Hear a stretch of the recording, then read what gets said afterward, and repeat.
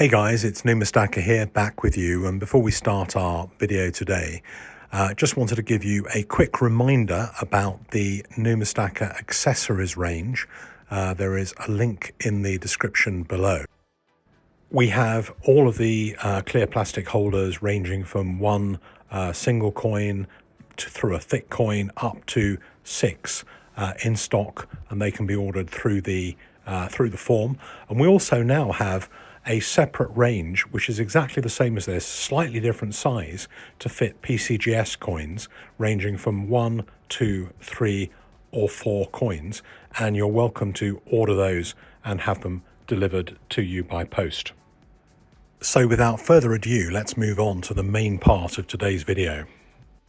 Those of you who know the channel well will know that this is a moment that I have been waiting for and working towards for 2 or 3 years at least, to get this particular very, very rare and beautiful coin into the right holder. It was previously in a PCGS holder, but wrongly identified as a proof of record from 1825. The proof of record is in itself a very rare coin with only a handful known.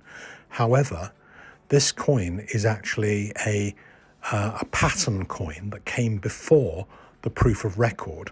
It was impossible to get it into the correct holder until there was a catalogue reference that would actually be usable by NGC or PCGS in order to correctly identify it.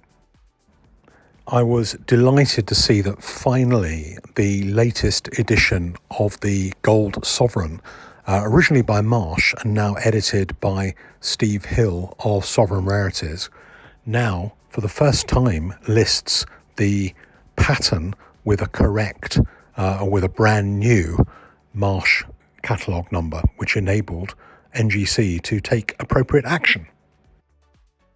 So I was able to give the coin to NGC and ask them to cross it from PCGS. The old label, which contains the incorrect WR number, will now be sent back to PCGS to be removed from the census, and this coin will now have the correct NGC label going forward, which is absolutely brilliant news. For those of you who haven't been watching the channel and may not know the complete story, what they originally did was actually created a trial in what's called Barton's Metal, which is a uniface trial, of which there are a couple of pieces of that known. That contains 7 hearts in the little seme on the top right-hand side of the quadrant in the shield. And that was then transferred to this particular engraving of the shield for the pattern.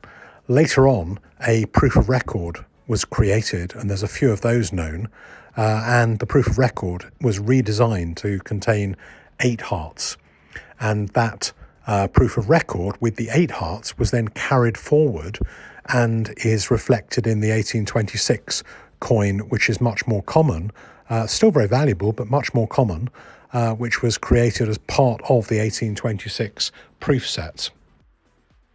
There's a lot of people who are surprised there is even an 1825 version of this coin, and there really aren't very many of them around, but there are actually 4 different types. There are ones with 7 heart and ones with 8 heart, and there's a handful of each that are known, and there are versions with a plain edge and there are versions with a grailed edge. So there's like 4 different versions, but of the patterns there's only a very small handful that are believed to exist. So this is an extremely rare coin. Here are both of them side by side. If you look closely to see the differences in the shields, you can see that there's quite a few differences between the pattern shield and the main proof shield. But you really need to focus to actually understand and see what the differences are in that shield pattern. Either way, both of them are beautiful coins, both of them are pretty rare, but the pattern is really almost a unique coin. There are so few of them that are known. So that's all from me for today. Don't forget, if you need any of those clear cases, to place an order with the link below for the accessories order form. Happy to supply those in the UK or Europe, or we can also post them out to the USA.